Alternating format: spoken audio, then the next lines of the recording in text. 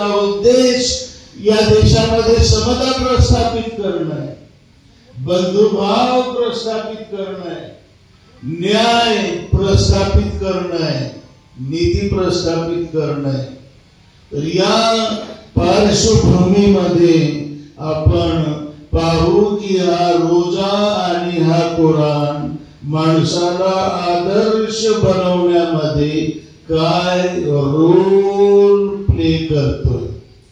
खरं तर माणूस आदर्श झाला, व्यक्ती आदर्श झाली तर कुटुंब आदर्श होईल, मग गाव आदर्श होईल आणि मग राज्य आणि देश आदर्श होईल.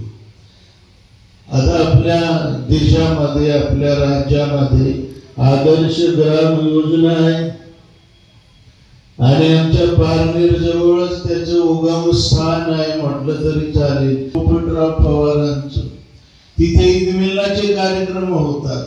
मी बऱ्याच वेळा अण्णांसमोर बोललो की अण्णा बरोबर आहे, आदर्श गाव म्हणजे झाडं झुडपं असावी, फॉरेस्ट असावं, रस्ते चांगले असावे, लाईट असावी, आहे ना, माणसं तिथं व्यसनमुक्त असावं, हे ठीक आहे सगळं भौतिक प्रगती.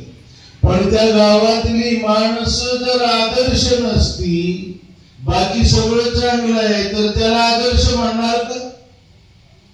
म्हणता येईल का त्याला आदर्श गाव? आदर्श गाव म्हणजे माझं तर असं म्हणणं आहे, एक वेळ या सुविधा नसल्या तर चालतील, पण माणसं आदर्श असली पाहिजे, त्यांच्यामध्ये मॉरॅलिटी असली पाहिजे, त्यांच्यामध्ये नीतिमत्ता असली पाहिजे. हा बंधुभाव जो आहे तो खूप महत्वाचा आहे.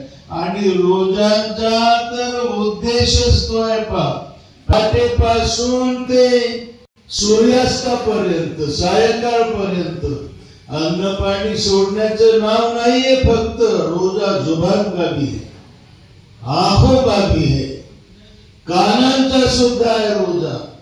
रोजा म्हणे हातांचा सुद्धा आहे. तुम्हाला प्रश्न पडेल, हे अजबच आहे हा उपवास. हातांचा कुठं उपवास असतो? डोळ्यांचा कुठं एकादशी असते? डोळ्यांची कधी ऐकली का? पैरों का भी रोजा है. जुबान का रोजा क्या है हे स्पष्ट करताना पैगंबर साहेब म्हणाले की जो रोजा ठेवूनही, उपवास ठेवूनही खोट बोलणं आणि खोटारडं वागणं सोडत नाही, त्याच्या निव्वळ अन्नपाणी सोडण्याची, निव्वळ उपासमारीची अल्लाहला काडी मात्र गरज नाही. कशाला उपाशी मरतो? घेण्यात देण्याचं.